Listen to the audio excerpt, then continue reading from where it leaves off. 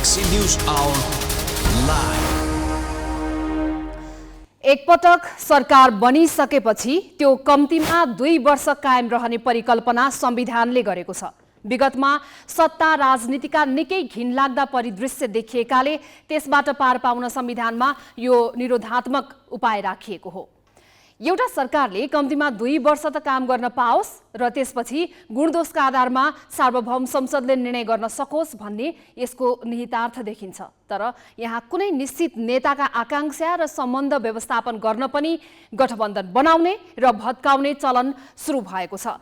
2048 सालपछिको संसदीय बेथितिलाई नै बिर्साउने गरी यहाँ रातारात किताब परिवर्तन गर्न थालिएको छ। एउटा गठबन्धन बनेको 2 महिनामै किताब फेरेर अर्को गठबन्धन बनाउँदै देश चलाउने सर्वोच्च तहमै राजनीतिलाई भाँडाकुटी बनाइएको छ।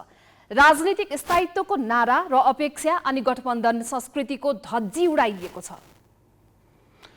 केन्द्रमा गठबन्धन घटकका केही मन्त्रीलाई 40 दिन पनि काम गर्न नपाउँदै सरकार छाड्न बाध्य पारिएको छ। सुदूरपश्चिममा सरकार बनाउन सहयोग गरेको एउटा दल वचनमा टिक्न नसक्दा 30 दिनमै सरकार ढल्यो।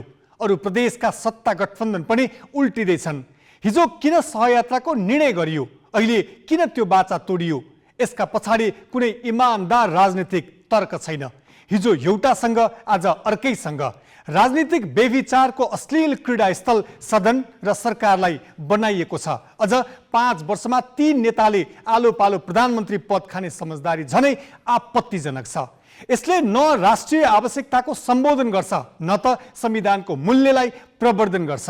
जनसामान्यले बेहोरिरहेका दैनन्दिन बारे चिन्ता गर्ने न त कसैलाई फुर्सद नै छ। केही नेताका आकांक्षा र कुण्ठाको मूल्य देशले चुकाउनु परिरहेको छ। संविधान, राजनीतिक प्रणाली र राज्यका संस्थाहरू बदनाम भइदिनु परेको छ।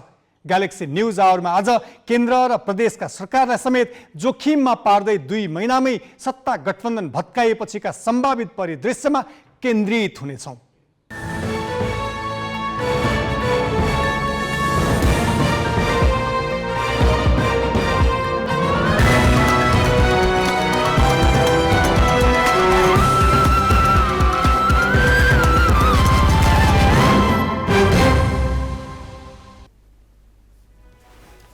नमस्कार, यो हो गैलेक्सी न्यूज आवर। अब हेडलाइन्स।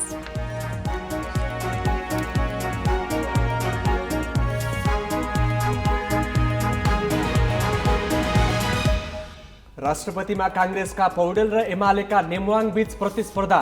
दुवै उम्मेद्वार पूर्व सभामुख। कांग्रेसलाई 8 दलको समर्थन, एमालेलाई चमत्कारिक परिवर्तनको आश। माओवादी कांग्रेससँग मिलेपछि मौजूदा सत्ता गठबन्धन भत्ताभङ्ग। राप्रपाका मन्त्री फिर्ता, एमालेले तत्काल सरकार नछाड्ने। दाहाल भन्छन् एमाले प्रतिपक्षमा गइसक्यो। केन्द्रको उथल पुथलले प्रदेशमा पनि हलचल। एमालेका 3 मुख्यमन्त्री सङ्कटमा। प्रदेश 1मा गठबन्धन भत्किए पनि पहिलो दलका हैसियतमा फेरि आफ्नै सरकार बन्ने अपेक्षा।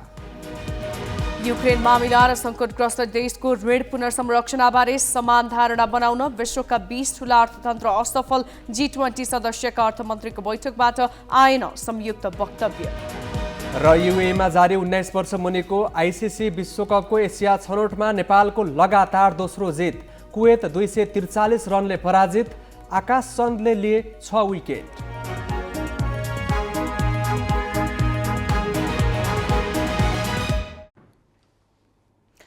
पुस 10 मा बनेको एमाले नेतृत्वको गठबन्धन छोटै समयमा दुर्घटित बन्न पुगेको छ। प्रधानमन्त्री पुष्पकमल दाहालले शुक्रबार 8 दलको बैठकमा कांग्रेसलाई राष्ट्रपति प्रस्ताव गरेपछि एमाले नेतृत्वको गठबन्धन दुर्घटित बन्न पुग्यो।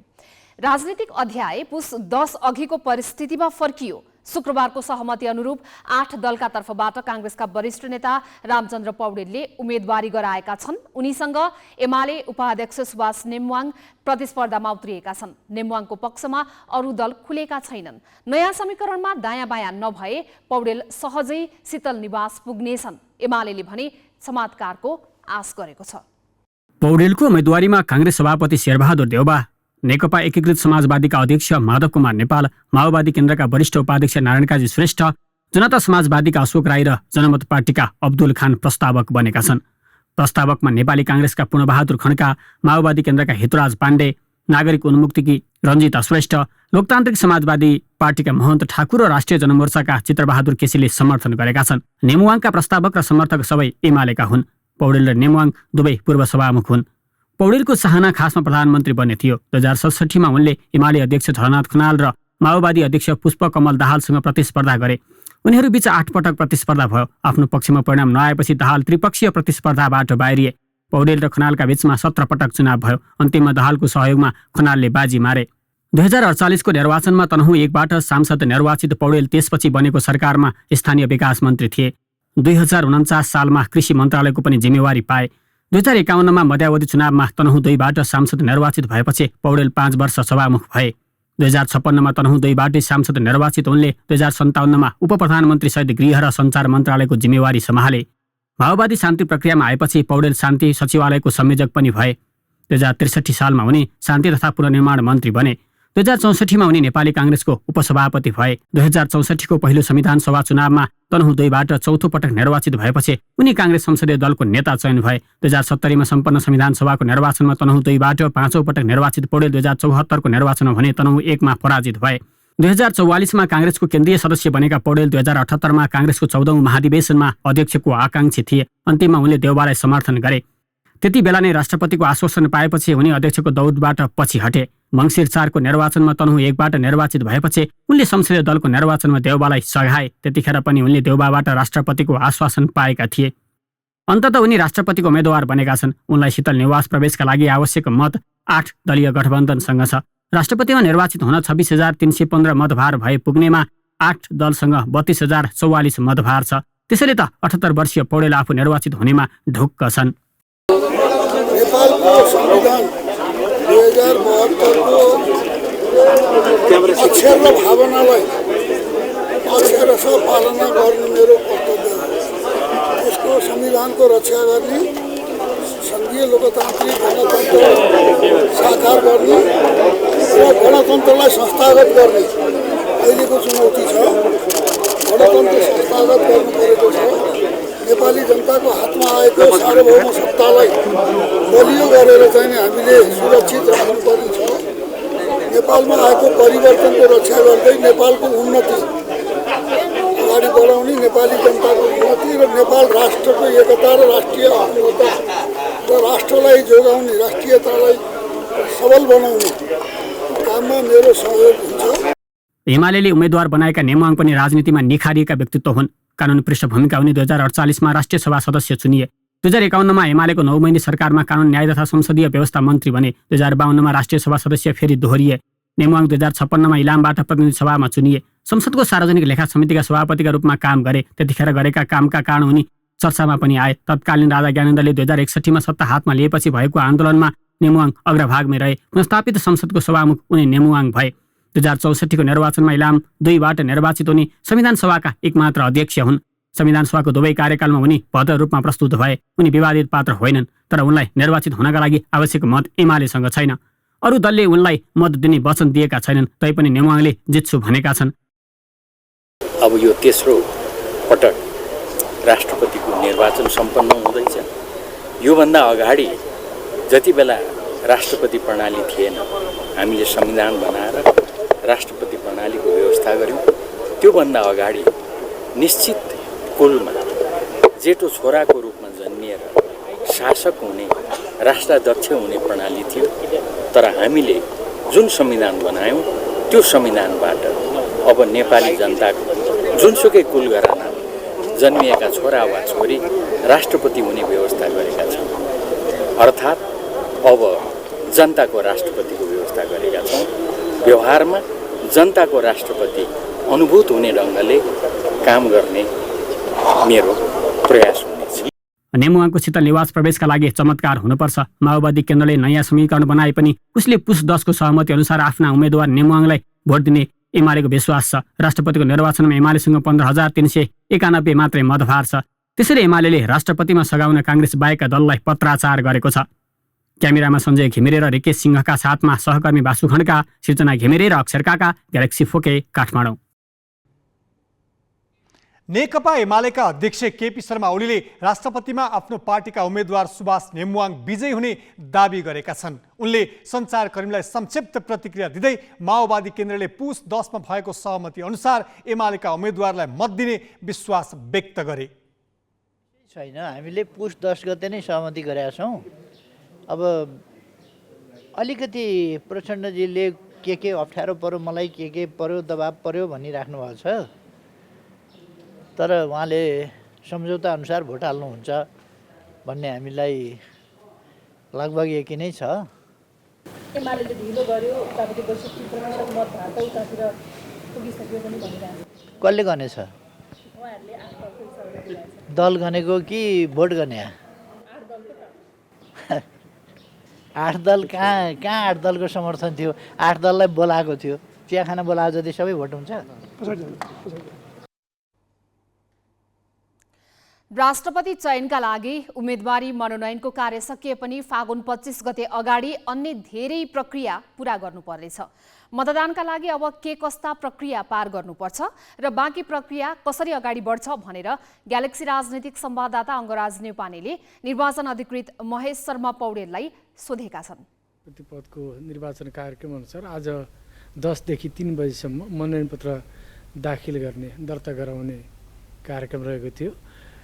यसमा 2 जना उम्मेदवारहरूको मनोनयन पत्र परेको छ। रामचन्द्र पौडेल र सुभाष चन्द्र नेवाङ 2 जनाको परेको छ। भोलि 10 बजेदेखि 2 बजीसम्म उम्मेदवारको विरोधमा उजुरी दिन सकिने गरी कार्यक्रम रहेको छ निर्वाचन अधिकृतको कार्यालयमा। अनि भोलि नै 2 बजेदेखि पर्सि 15 गते 2 बजीसम्म यदि उजुरी पर्न आयो भने त्यस्तो उजुरी र यो अहिले दर्ता भएको मनोनयन पत्र हामी जाँच गर्छौँ।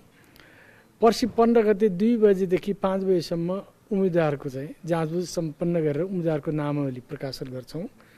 16 गते 10 बजेदेखि 4 बजीसम्म नाम फिर्ता लिन सकिने कार्यक्रम छ, तय भएको छ।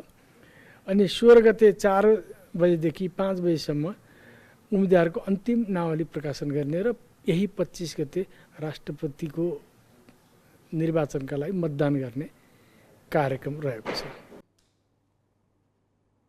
8 दलको साझा उम्मेद्वारको रूपमा काङ्ग्रेस नेता रामचन्द्र पौडेलले राष्ट्रपतिको उम्मेदवारी दर्ता गर्दा एमालेको तर्फबाट उम्मेद्वार बनेका सुभाष नेमुवाङले अन्य दलको साथ पाउन सकेका छैनन्। पुस 10 गतेको गठबन्धनका दल नै पौडेलको समर्थक र प्रस्तावक बनेका छन्। माओवादी केन्द्र भने एमालेलाई सरकारबाट बाहिर पार्ने तयारीमा छ।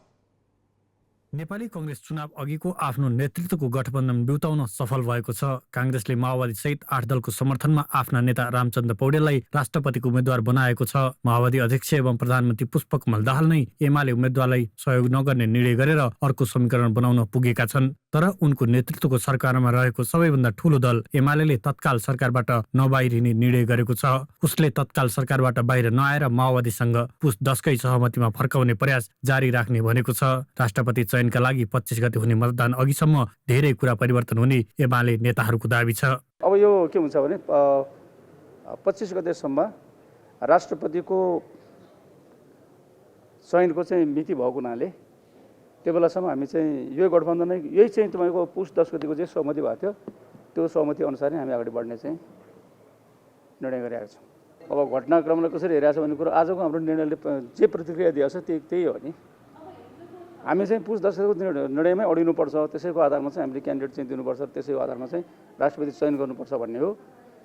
पुस यो पछि 25 गतेसम्म यो कुरामा चाहिँ हामी सबै कांग्रेस बाहेक अरू दलहरूलाई चाहिँ सहमतिमा ल्याउने प्रयत्न गर्छौँ। एमालेले राष्ट्रपति निर्वाचनमा मतदानको मितिसम्म धेरै कुरा परिवर्तन हुने बताइरहँदा राष्ट्रपति निर्वाचनका लागि गठन भएको गठबन्धनका दल भने एमालेलाई सरकारबाट हटाउने तयारीमा छन्। उनीहरूका भनाइमा केन्द्रको समीकरण हेरफेर अब प्रदेशसम्मै पर्नेछ। प्रधानमन्त्री दाहाल नयाँ राजनीतिक समीकरण बनेपछि आइतबार गठबन्धनको बैठक नै बोलाएर थप रणनीति बनाउने तयारीमा छन्। अब अहिले राष्ट्रपति र उपराष्ट्रपतिको सवालमा सहमति भएको हो र यसका मलाई लाग्छ यो गठबन्धन अब सङ्घीय सरकारदेखि प्रदेशसम्म पनि एक प्रकारको सहमति गठबन्धन गरेर अगाडि बढ्छ। अब आगामी दिनमा पार्टीहरूले कसरी रियाक्ट गर्छ कसरी दुर्विकृत हुन्छ त्यसमा भर पर्ने हो। काङ्ग्रेसले प्रधानमन्त्री नबनाउने अडान लिएपछि माओवादी अध्यक्ष दाहाल पुस 10 मा एमाले अध्यक्ष ओलीको शरणमा पुगेका थिए। ओलीले अन्य दलको सहमति समेत जुटाई दाहाललाई प्रधानमन्त्री बनाउन सघाएका थिए। शक्ति साझेदारका लागि त्यही दिन बालकोटमा भएको सहमतिको सुरुदेखि नै विरोध गर्दै आएको नेकपा एकीकृत समाजवादीले पनि राजनीति बल्ल सही बाटोमा आएको दाबी गरेको छ। नेवाङलाई मत माग्दै ओलीले एकीकृत समाजवादीका अध्यक्ष माधव नेपाललाई पत्र पठाए पनि यही पार्टी सङ्घदेखि प्रदेश नै एमालेलाई सत्ता बाहिर राख्न अग्रमोर्चामा देखिएको छ। एउटा पार्टीले त आज छोड्छौँ भनेर फिर्ता गरिसक्यो क्यारे। अब मन्त्रीमण्डलको मन्त्री पद त खाली राख्न त हुँदैन। त्यस हुनाले यो राष्ट्रपतिको निर्वाचन हामी जे एक ठाउँमा जम्मा भएको छौँ त्यसैको सरकार बनेर जान्छ, त्यो तलैसम्म जान्छ। नेकपा एमाले सरकारलाई दिएको समर्थन कायम राखे पनि रासोपा र रापरपाले सरकार छाडिसकेकाले मौजुदा सत्ता गठबन्धन छिन्न भिन्न भइसकेको छ। अर्थात् रासोपा र रापरपा पनि अब एमालेको छातामुनि छैनन् भन्ने प्रष्ट सन्देश गएको छ। यसले अब एमालेलाई एक्ल्याउँदै लैजान प्रधानमन्त्री दाहाललाई झन् सजिलो भएको छ। एमालेले भने अन्तिम समयसम्म चमत्कारिक घटना विकास हुने र आफ्नो पक्षमा वातावरण बन्ने आश मारेको छैन। क्यामेरामा सञ्जय घिमिरेका साथ बासु खड्का, रङ्गराज न्यौपाने, ग्यालेक्सी फोके, काठमाडौँ। प्रधानमन्त्री पुष्पकमल दाहालले सङ्घीय लोकतान्त्रिक गणतन्त्र स्वीकार गर्न नसक्नेहरूसँगको सहकार्य निकै तीतो भएकाले 2 महिनामै नयाँ गठबन्धन बनाएको बताएका छन्। उनले आज महेन्द्रनारायण निधिको 101औं जन्म जयन्तीका अवसरमा प्रधानमन्त्री निवासमा गरिएको कार्यक्रममा पूर्व राजा ज्ञानेन्द्र शाह धेरै हौसिन थालेपछि आफूलाई राप्रपासहितको गठबन्धन संविधान र राष्ट्रको हितमा छैन भन्ने लागेको भने। उनले बेला बेलामा उतार चढाव भए पनि फेरि काङ्ग्रेससँग मिल्दा आफू निकै खुसी भएको भनेका छन्। साथै 8 दलीय गठबन्धन हुनु, राष्ट्रिय सहमति हुनु बराबर भएको भन्दै प्रधानमन्त्री दाहालले एमाले अब प्रतिपक्षमा जाने बताएका छन्। संविधान र सङ्घीय लोकतान्त्रिक गणतन्त्रलाई स्वीकार गर्न नसक्नेहरूसँगको सहकार्यले जटिलता, संशय, विभ्रम मात्रै पैदा गर्छ। मैले 2 महिनाभित्रै त्यो तीतो अनुभव र अनुभूति गरेँ। त्यहाँ बेला बेलामा उतार चढाव भए पनि फेरि हामी ठिक ठाउँमा आइ नै हाल्छौँ। त्यसकारण हिजो म निकै नै खुसी र गर्व महसुस गरेँ। मैले यो जे भयो 8 दलको बिचमा यो राष्ट्रिय सहमति नै हो भन्ने मेरो बुझाइ छ।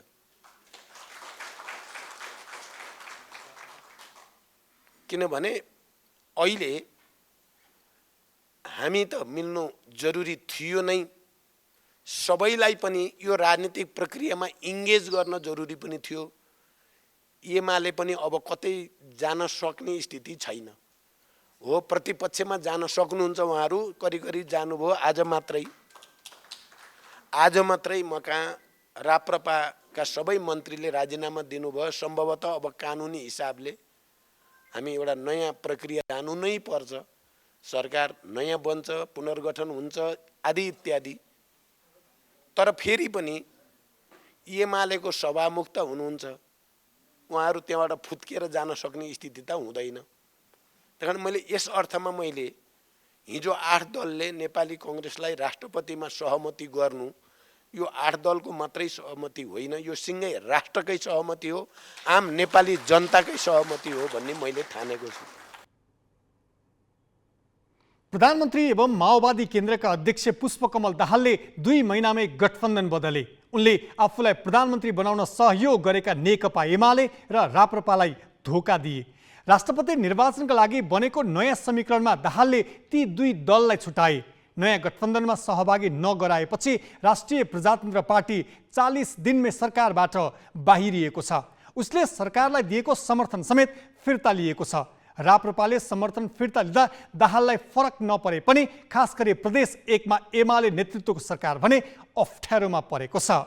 माओवादी अध्यक्ष दाहाललाई पुस 10 गते प्रधानमन्त्री बनाउन राप्रपाले क्षणभरमै समर्थन गर्यो। एमाले अध्यक्ष केपी शर्मा ओलीले बोलाउने बित्तिकै बालकोट पुगेर राप्रपा अध्यक्ष राजेन्द्र लिङ्गदेनले दाहालको नाममा समर्थन जनाए। प्रतिनिधि सभामा राप्रपा 14 सिट सहित 5औं ठुलो दल हो। अघिल्लो पटक राप्रपाका तर्फबाट लिङ्गदेन 1 जना मात्र सांसद थिए। उनले यसपालि प्रत्यक्षतर्फ 7 र समानुपातिक तर्फ 7 सिट जिताए।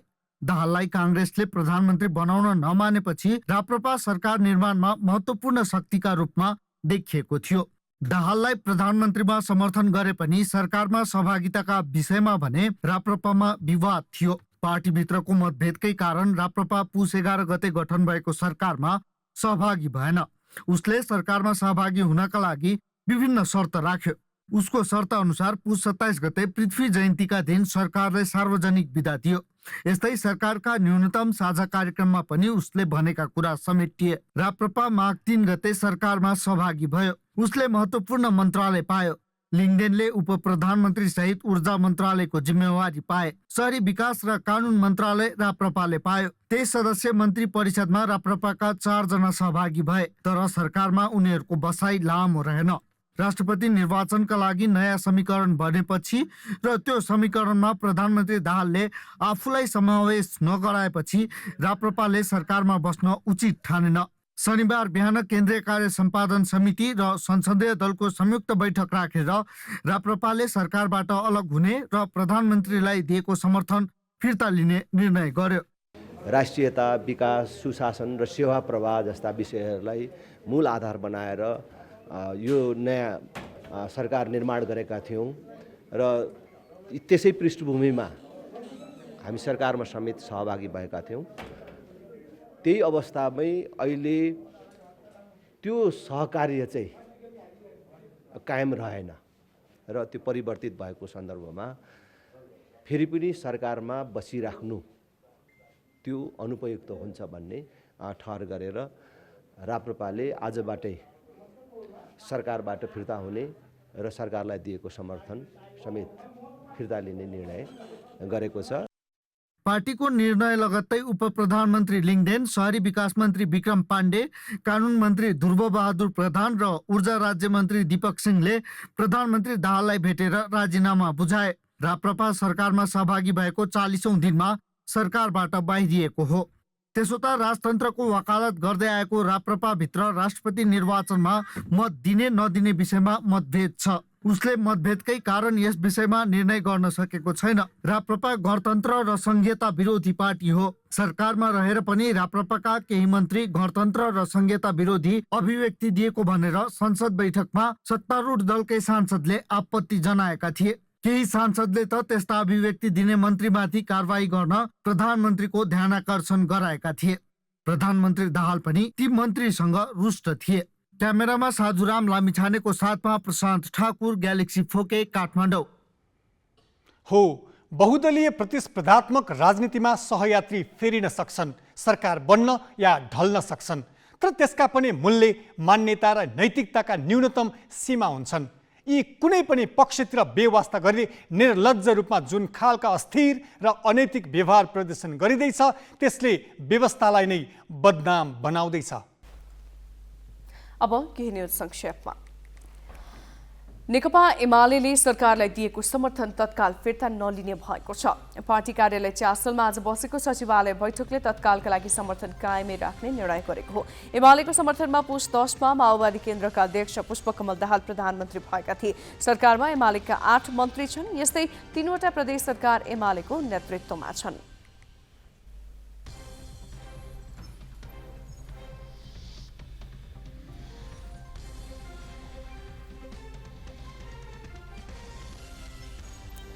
जिल्ला प्रहरी कार्यालय मकवानपुरले 1500 किलो गाँजा र 13 किलो चरेस र हतियारसहित 5 जनालाई पक्राउ गरेको छ। प्रहरी टोलीले कैलाश गाउँपालिका 6 दुम्सी खर्क स्थित जितबहादुर मोक्तानको गोठबाट भरुवा बन्दुक 1 थान, कटुवा पिस्तोल 1 थान, 6 राउन्ड गोली, 1515 किलो गाँजा र 13 किलो चरेस बरामद गरेको हो। प्रहरीले घरधनीसहित विजय मोक्तान, रत्न घले, अशोक घले र शिखर घलेलाई नियन्त्रणमा लिएको छ।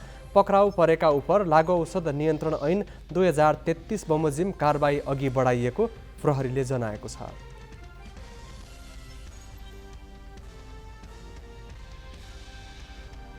बाँकी प्रसङ्ग नवराज पाण्डेबाट।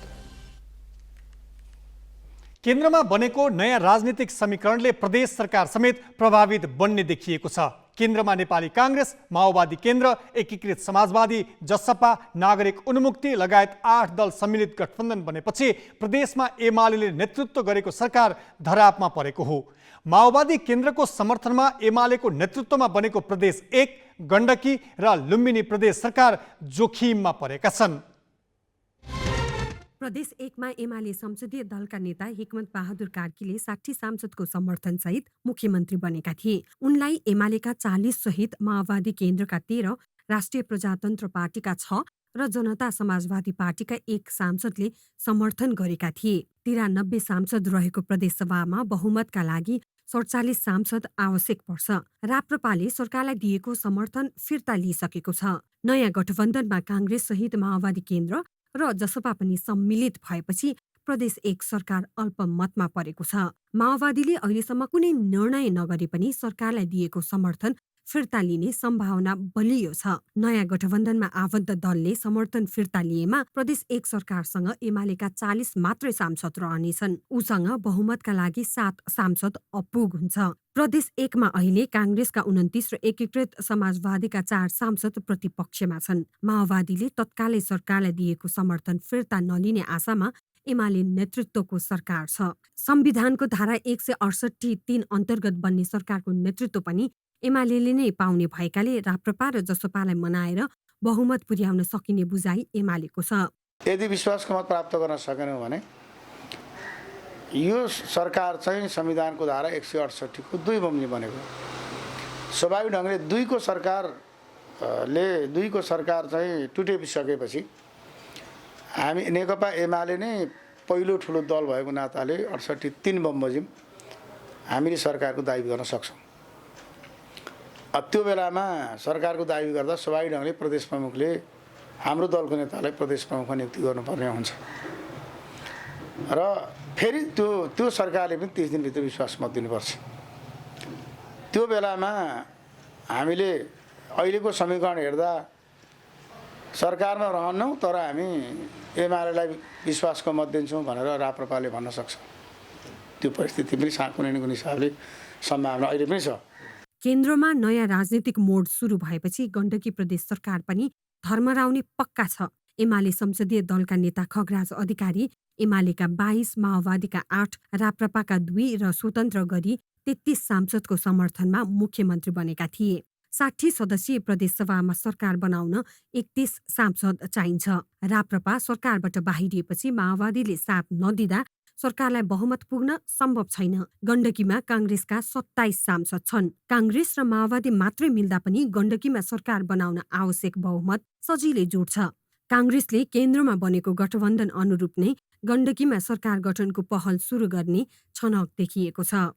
सरकारले अब एमालेको चाहिँ कस्तो खालको धारणा रहन्छ सङ्घको हिसाबमा र सङ्घमा अब कस्तो खालको चाहिँ परिवर्तन आउँछ त्यो अनुसार नै प्रदेशमा पनि स्वाभाविक रूपबाट त्यही अनुसारकै गठबन्धनकै सरकार अब अहिलेको नयाँ पुरानो र नयाँ गठबन्धन भनौँ न।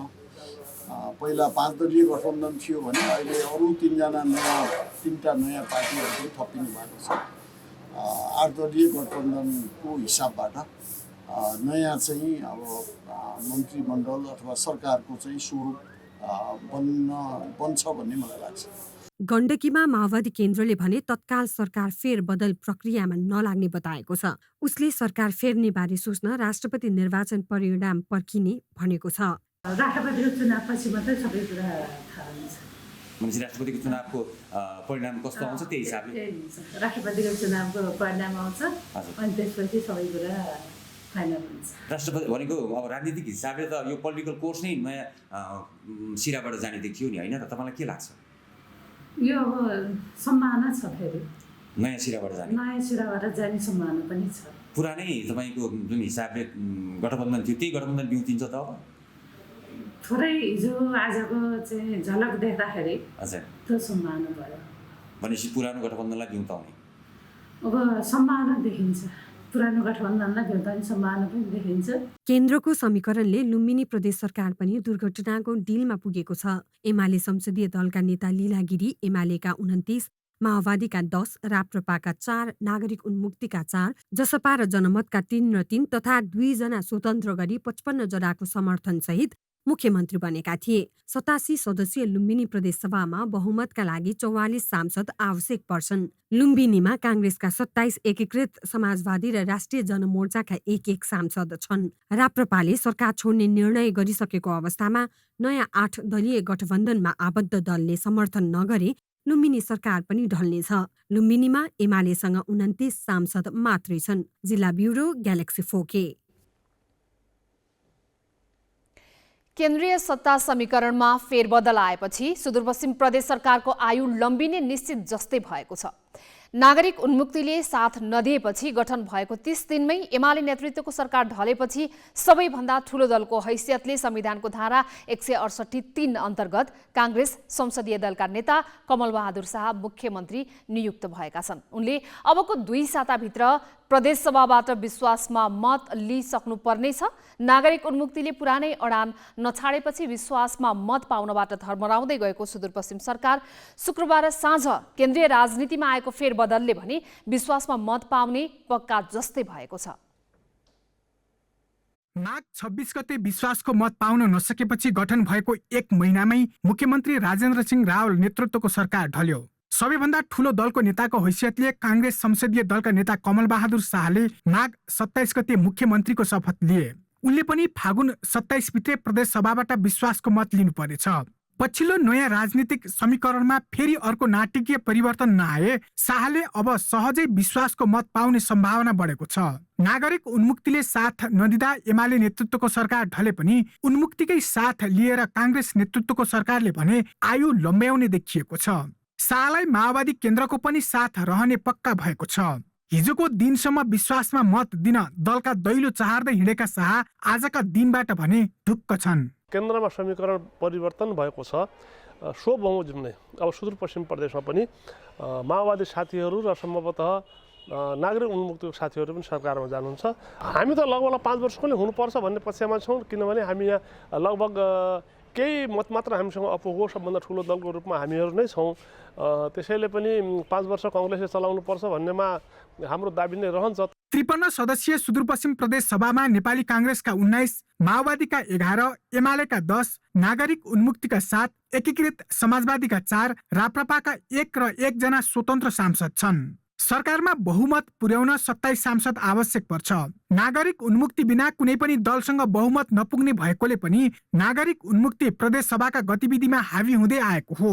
यता सुदूरपश्चिममा सुरुदेखि नै काङ्ग्रेसलाई साथ दिँदै आएको एकीकृत समाजवादी पनि नयाँ समीकरण बनेपछि थप हौसिएको छ। माथि जसरी अगाडि बढ्छ तल पनि त्यसरी अगाडि बढ्छ, त्यसमा त स्वाभाविक छ। नयाँ बन्ने सरकार हामी विश्वासको मत लिनुपर्ने छ। अब यो 2 महिने सरकारको 6 महिने सरकार हो, 2 बेर सरकार हुँदा सरकार कमजोर हुन्छ। हामी चाहिँ आलो पालोको आधारमा यो गठबन्धनकै सरकार भन्छ।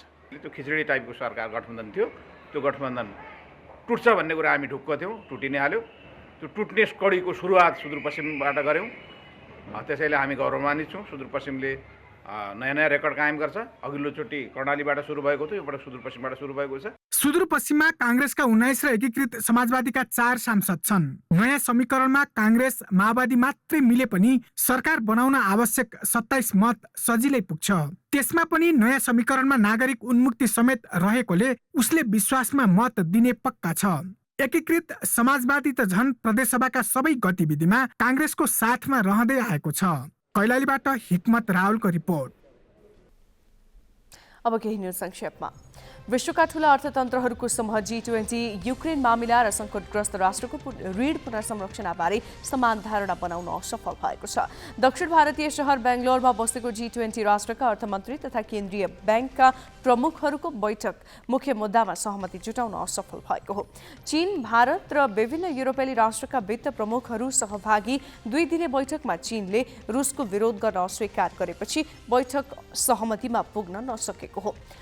बैठकको अध्यक्षता गरेको भारतले पनि तटस्थ अडान राखेको छ। युरोपेली राष्ट्रहरूले युक्रेनलाई आक्रमण गरेको भन्दै रुसको कडा निन्दा गरिरहेका बेला भारत र चीनले भने कूटनीतिक समाधान खोज्नुपर्ने बताउँदै आएका छन्। भारतले युद्ध शब्द प्रयोग गर्न समेत अस्वीकार गरेको छ। यही कारण संयुक्त विज्ञप्ति बिना नै बैठक सकिन लागेको हो। भारतले पछिल्लो समय रुसी तेलको खरिदलाई तीव्र रूपमा बढाइरहेको छ। बिहिबार संयुक्त राष्ट्र संघमा मस्कोलाई युक्रेनबाट आफ्नो सेना फिर्ता बोलाउन र लडाईँ बन्द गर्न दबाब दिने प्रस्तावमाथिको मतदानमा भारत र चीन उपस्थित थिएनन्। यसैबीच अन्तर्राष्ट्रिय मुद्रा कोषले आज विश्व बैंक, चीन, भारत र साउदी अरेबियासँग सङ्कटग्रस्त देशको ऋण पुनः संरचनाबारे छलफल गर्न राखेको बैठक पनि बिना सहमति टुङ्गिएको छ। इरानले लामो दूरीको क्रुज मिसाइल विकास गरेको छ। इरानले 1650 दूरीको मिसाइल विकास गरेको त्यहाँका एरोस्पेस फोर्सका प्रमुख अमिराली हजिदा जाहेदले बताएका छन्। इरानको सरकारी टेलिभिजनले नयाँ क्रुज मिसाइलको क्षमताबारे प्रसारण गरेको थियो। हजी जाहेदले 2020 मा इरानले इराकमा रहेको अमेरिकी सेनामाथि ब्यालिस्टिक मिसाइल आक्रमण गर्दा मारिएका आफ्नै सैन्य कमान्डर कासिम सुलेमानीको प्रसङ्ग समेत उद्धृत गरेका छन्। इरानले अमेरिकाको विरोध र युरोपेली देशहरूको चासोको व्यवस्था गर्दै ब्यालिस्टिक मिसाइलहरू निर्माण गरिरहेको हो। तेहरानले क्रुज मिसाइल विकासको उद्देश्य विशुद्ध रूपमा रक्षात्मक भएको दावी गर्दै आएको छ। युरोपेली आयोगले रुस विरुद्ध प्रस्ताव गरेको 10औं प्याकेजको प्रतिबन्ध बहुमतले पारित गरेको छ। युरोपेली आयोगले युक्रेनमा रुसले आक्रमण गरेको वर्ष दिन पूरा भएसँगै रुस विरुद्ध प्रतिबन्धको 10औं प्याकेज पारित गरेको हो। युरोपेली आयोगले रुसमा लगाउँदै आएको प्रतिबन्ध थप कडा पारेको हो। स्विडिस EU काउन्सिल प्रेसिडेन्सीले रुसलाई अत्याधुनिक उपकरण, हतियार र तिनका स्पेयर पार्ट्स निर्यातमा प्रतिबन्ध लगाएको छ। युरोपेली आयोग सम्बद्ध देशले रुससँग व्यापारिक र कूटनीतिक सम्बन्ध तोडेका छन्। साथै रुसले युक्रेनमा गरेको आक्रमणलाई समर्थन गर्दै ड्रोनहरू उपलब्ध गराउने संस्थालाई निलम्बन गरिने आयोगले जनाएको छ। जर्मनीका चान्सलर ओलाफ सोल्टास र भारतका प्रधानमन्त्री नरेन्द्र मोदी बीच भेटवार्ता भएको छ। आज नयाँ दिल्लीमा भएको भेटमा सोल्टास र मोदीले रुसले युक्रेन विरुद्ध गरेको युद्धले निम्त्याएको अवस्थाबारे चर्चा गरे। उनीहरू बीच जर्मनी र भारतको आर्थिक सम्बन्धलाई प्रगाढ बनाउने विषयमा पनि छलफल भएको छ। मोदीले सुरक्षा सहयोगमा दृढ रहने प्रतिबद्धता व्यक्त गरेको अन्तर्राष्ट्रिय सञ्चार माध्यमले जनाएका छन्। भारतले रुसको सार्वजनिक रूपमा आलोचना नगरे पनि आक्रमणको वर्ष दिन पुगेका अवसरमा युद्ध अन्त्य गर्न र कूटनीतिक वार्ताको लागि आह्वान गरेको छ। बाँकी प्रसङ्ग स्मृति मल्लबाट।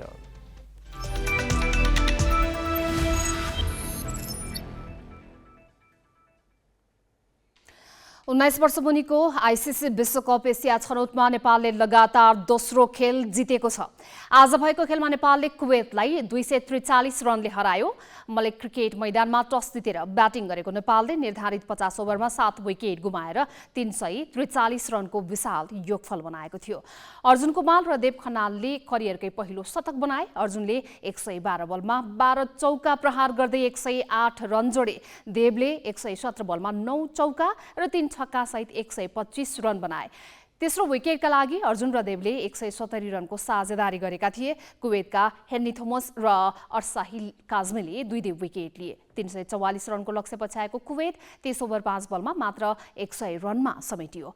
क्रिस्टोफर साल्ढानाले सर्वाधिक 26 रन जोडे। कुवेतलाई सस्तैमा समेट्न आकाश चन्दले सर्वाधिक 6 विकेट लिए। हेमन्त धामी र दिपेश कडेलले 2 विकेट लिए। नेपालले तेस्रो खेल सोमबार हङकङसँग खेल्नेछ।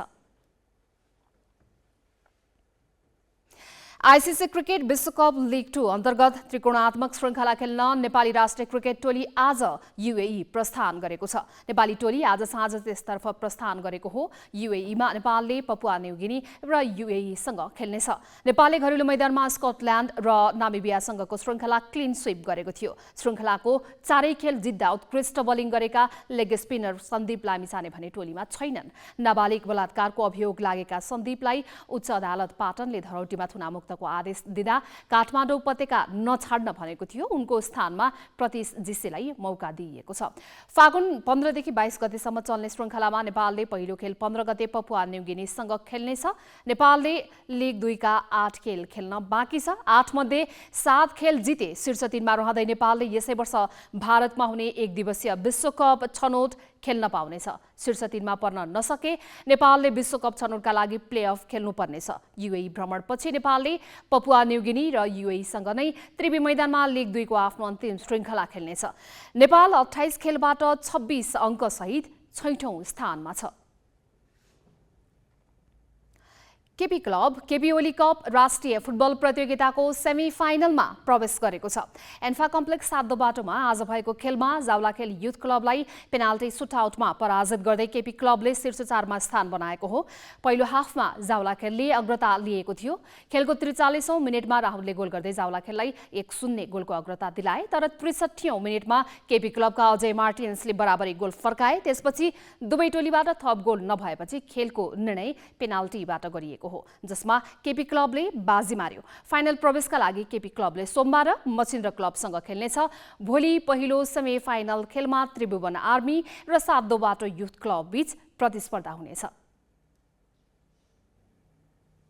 विभागीय टोली त्रिभुवन आर्मी क्लब मेची रङ्गशालामा जारी भद्रपुर झापा गोल्ड कपको फाइनल प्रवेश गरेको छ। निकै प्रतिस्पर्धात्मक खेलमा सङ्कटालाई हराउँदै आर्मी अन्तिम 2मा प्रवेश गरेको हो। निर्धारित 90 मिनेटमा दुवै टोलीबाट गोल नभएपछि खेल अतिरिक्त समयमा धकेलिएको थियो। खेलको 101औं मिनेटमा सङ्कटाका सौरभ दासले आर्मीका प्रज्वल गुरुङलाई फल गरेपछि पाएको मौकामा गोल भएको हो। सन्तोष केसीले फ्रिकिक प्रहारलाई चेतन केसीले हेडर मार्फत गोल गरे। खेलमा आर्मीका Suraj Basnet man of the match घोषित भए। प्रतियोगिताको दोस्रो सेमिफाइनलमा एपीएफले मच्छिन्द्र क्लबसँग प्रतिस्पर्धा गर्नेछ। युनाइटेड खारसाङ फुटबल क्लब 23औं संस्करणको अन्तर्राष्ट्रिय आमन्त्रण बुढासुब्बा गोल्ड कपको सेमिफाइनल प्रवेश गरेको छ। आज धरान रङ्गशालामा भएको खेलमा धरानलाई ट्राई ब्रेकरमा 5-3 गोल अन्तरले पराजित गर्दै खारसाङ सेमिफाइनल प्रवेश गरेको हो।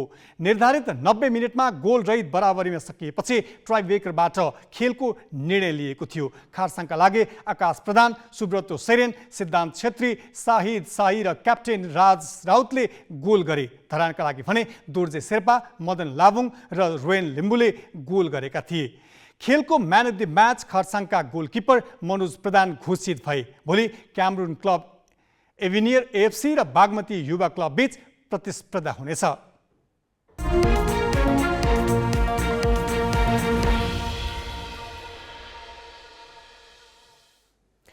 पछिल्लो पटक 26 माघमा 2182 अङ्क पुगेर ओह्रालो लाग्न थालेको बजार अहिले पनि ओह्रालो यात्रामै छ। 2 महिना अघि 1855 अङ्कबाट उकालो लागेपछि पुस 25मा 2211 अङ्कमा पुगेको नेप्से त्यसपछि फर्किएर उही बिन्दुमा फर्कन सकेको छैन। 350 अङ्कको यो शीघ्र वृद्धिपछि बजार ओह्रालो यात्रामा छ। पछिल्लो उच्चतम बिन्दुबाट 189 अङ्क घटिसकेको नेप्से अझै ओह्रालो लाग्न सक्ने अनुमान छ। यही बेला राजनीतिक समीकरण पनि फेरिएको छ। फेरिएको समीकरणले बजारमा कस्तो प्रभाव पार्ला? यो साता केवल 3 दिन मात्रै शेयर बजार खुला रह्यो। यही 3 दिन पनि बजार सूचक उताप चढाव पूर्ण अवस्थामा देखियो। मूलतः राजनीतिक समीकरणमा भइरहेको फेरबदल र राष्ट्र बैंकले लघुवित्त संस्थाहरूलाई कसिलो नीतिले यो साता बजार प्रभावित भएको देखिएको छ। यो साता नेप्से परिसूचक झण्डै 48 अङ्कले घट्यो। गत साता 112 अङ्क ओर्लिएको नेप्सेका लागि यो धेरै ठूलो गिरावट त होइन, तर अन्तिम दिन झण्डै 58 अङ्क घट्नुले आगामी साताका लागि पनि जोखिमपूर्ण यात्राको संकेत गरेको छ। त्यस दिन शेयरको कारोबार पनि बढेको थियो। अघिल्ला 2 दिनमा 2 अर्ब भन्दा कमको व्यापार भएकामा अन्तिम दिन कारोबार रकम 2.5 अर्ब नागेको थियो। परिसूचक ठूलो अङ्कले ओह्रालो लाग्दा पनि कारोबार बढ्नुले आउँदा दिनमा बजार थप ओह्रालो लाग्न सक्ने अनुमानमा बल पुगेको छ। 2022 अङ्कमा बन्द हुनु अघि यो साता नेप्से 2014 देखि 2084 अङ्क बीच करिब 70 अङ्कको उताप चढावमा रह्यो। साताका 3 दिनमा लगानीकर्ताको सम्पत्ति करिब 72 अर्ब 73 करोड घटेको छ। बजार पुँजीकरण 29 खर्ब 15 अर्ब भन्दा कम भएको छ। आसन्न राष्ट्रपति निर्वाचनलाई लिएर सत्ता गठबन्धन दल बीच मतभेद बढेपछि सोमबार 23.5 अङ्क घटेको नेप्से माधव कुमार नेपाललाई राष्ट्रपति बनाउने समझदारी जुटेको हल्ला आएपछि मंगलबार 33.5 अङ्क बढ्यो। सत्ता गठबन्धनको भविष्यलाई लिएर आशंका रहेका बेला राष्ट्र बैंकले लघुवित्तीय संस्थाको लाभांश क्षमतालाई निकै प्रभावित पार्ने गरी कसिलो व्यवस्था ल्याइदियो। एमाले उपाध्यक्ष विष्णु पौडेल अर्थमन्त्री रहेसम्म गभर्नर महाप्रसाद अधिकारीले वर्ष कठोर नीति नलिने धेरै लगानीकर्ताको अनुमान छ। केन्द्रीय बैंकको स्वायत्त भूमिका र वित्तीय स्थायित्वका लागि उसको दायित्वमाथि शंका उत्पन्न हुने गरी नै भए पनि लगानीकर्ताको यो आशाले बजार मनोविज्ञानलाई प्रभावित पार्दै गएको छ। यही कारण 1800 अङ्कको स्तरमा अल्मलिएको शेयर बजार पौडेल अर्थ मन्त्रालय आउने बित्तिकै उकालो लागेको थियो। तर राष्ट्रपति चुनावका लागि फेरिएको समीकरणपछि पौडेल अर्थ मन्त्रालयबाट बाहिरिने जोखिम बढेको छ। यसले लगानीकर्ताको मनोबल कमजोर हुन सक्छ।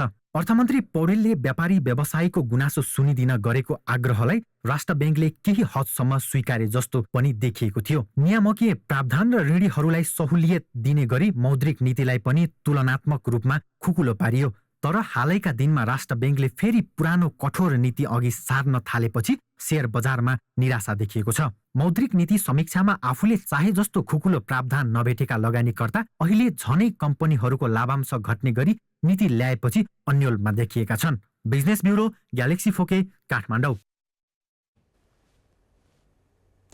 राष्ट्रिय योजना आयोगले आगामी आर्थिक वर्षको बजेटका लागि 16 खर्ब 88 अर्ब 40 करोड रुपैयाँको सीमा तोकेको छ। आयोगले मध्यमकालीन खर्च संरचनासहित आगामी आर्थिक वर्षको बजेट सीमा तोकेको हो। आयोगले तोकेको सीमा चालु आर्थिक वर्षको विनियोजित बजेटभन्दा 1 खर्ब 5 अर्ब 43 करोड रुपैयाँले कम हो। अर्थतन्त्रमा देखिएका विभिन्न चुनौती र त्यसले आर्थिक सूचकहरूमा पारेको प्रभावलाई विश्लेषण गरेर बजेटको सीमा तोकेको आयोगले जनाएको छ। राजस्व सङ्कलनमा देखिएको सङ्कुचन, घट्दो वैदेशिक सहायता र विनिमय दरमा भएको वृद्धिका कारण आयोगले यसपालि विनियोजित बजेटभन्दा आगामी आर्थिक वर्षको बजेटको सीमा घटाएको हो। मध्यमकालीन खर्च संरचना आगामी आर्थिक वर्ष 6% आर्थिक वृद्धि हुने आयोगको अनुमान छ। यस्तै यो आर्थिक वर्ष महँगी बजेटमा अनुमान गरिए भन्दा धेरै अर्थात् 7.5%ले बढ्ने अनुमान छ। आयोगले प्रतिव्यक्ति आयमा भने उल्लेखनीय सुधार हुने बताएको छ। प्रतिव्यक्ति आय आगामी आर्थिक वर्ष 1572 अमेरिकी डलर पुग्ने आयोगको अनुमान छ। लामो समय पानी पर्न नसकेका कारण हावामा धुलो र धुवाँको मात्रा बढेको छ। चिसो मौसममा सकिएर गर्मी सुरु हुँदैछ। मौसम परिवर्तन र वातावरण प्रदूषणले ज्वरो र रुगाखोकीको समस्याले धेरैलाई सताएको छ। लामो समयसम्म निको नहुने ज्वरोको कारण अस्पताल भर्ना हुने बिरामीको सङ्ख्या समेत बढ्दै गएको छ। अहिले देखिएको रुगा र ज्वरो कति घातक छ, यसबाट कसरी बच्न सकिएला? पाटन अस्पतालका संक्रामक रोग विशेषज्ञ डाक्टर जनक कोइरालाको सल्लाह। ज्वरो आउने, रुगाखोकी लाग्ने, रुगाभन्दा नि बढ्ता खोकी लागेको बिरामीहरू, जिउ दुख्ने, त्यस्तो भएको बिरामीहरूको सङ्ख्या चाहिँ निरन्तर रूपमा आइ नै रहेको छ।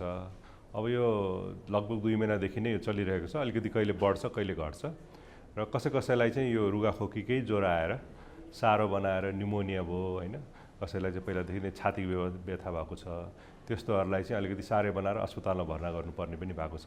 तर धेरै जसोलाई चाहिँ रुगाखोकी ज्वरो आएर औषधिहरू दिएर घरमा नै पठाउन सकिने किसिमको साधारण रूपको चाहिँ ज्वरोहरू देखिएको छ। कोभिड-19 को प्रकोप हुन्जेलसम्म चाहिँ संसारभरि नै रुगामार्गी अलिकति घटेको थियो, किनभने सबैले मास्क लगाए, सबैले हात धोए होइन, त्यसले गर्दा एकअर्कामा सर्नबाट घटेको थियो।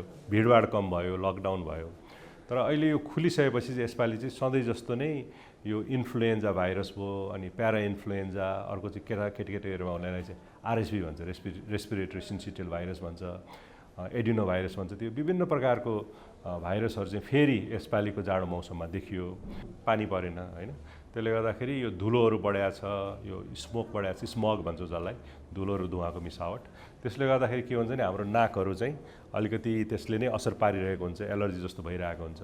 अनि त्यसैमा यो भाइरसको पनि प्रकोप बढेर जान्छ। त्यसले गर्दा पनि होला यसपालि चाहिँ धेरैलाई यो रुगामार्गीको जस्तो सिम्टमहरू देखिएको छ।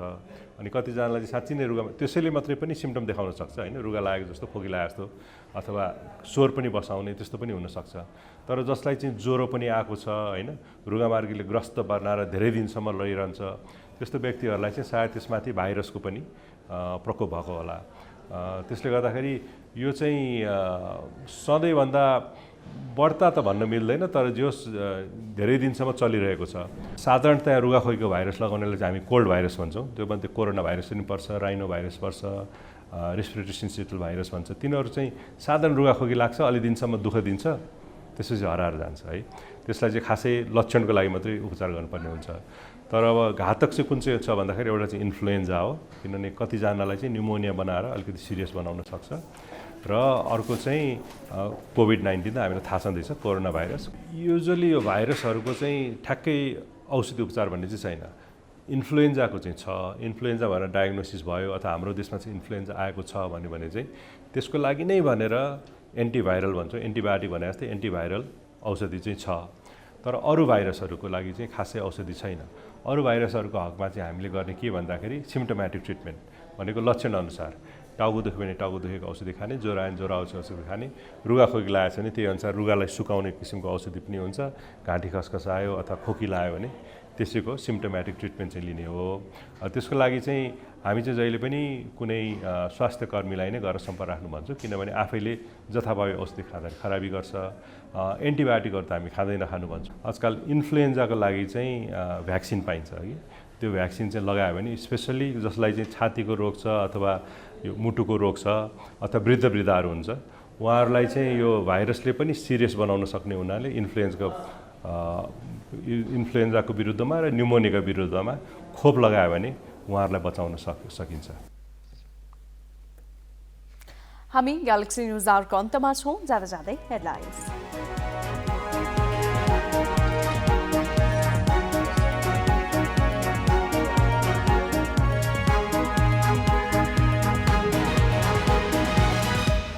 राष्ट्रपतिमा काङ्ग्रेसका पौडेल र एमालेका नेमुवाङ बीच प्रतिस्पर्धा। दुवै उम्मेद्वार पूर्व सभामुख। काङ्ग्रेसलाई 8 दलको समर्थन, एमालेलाई सामत्कारिक परिवर्तनको आश। माओवादी कांग्रेससँग मिलेपछि मौजुदा सत्ता गठबन्धन भत्ताभुङ्ग। राप्रपाका मन्त्री फिर्ता, एमाले तत्काल सरकार नछाड्ने। दाहाल भन्छन् एमाले प्रतिपक्षमा गइसक्यो। केन्द्रको उथलपुथलले प्रदेशमा पनि हलचल। एमालेका 3 मुख्यमन्त्री सङ्कटमा। प्रदेश 1 मा गठबन्धन भत्किए पनि पहिलो दलको हैसियतमा फेरि आफ्नै सरकार बन्ने अपेक्षा। युक्रेन मामिला र सङ्कटग्रस्त देशको ऋण पुनर्संरचनाबारे समान धारणा बनाउन विश्वका 20 ठूला अर्थतन्त्र असफल। G20 सदस्यका अर्थमन्त्रीको बैठकबाट आएन संयुक्त वक्तव्य। र युएमा जारी 19 वर्ष मुनिको आइसिसी विश्वकपको एसिया छनौटमा नेपालको लगातार दोस्रो जित। कुवेत 243 रनले पराजित। आकाश चन्दले लिए 6 wicket.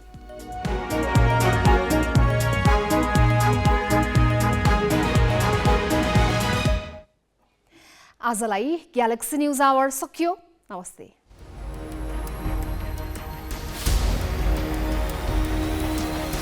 This is Galaxy News Hour Live.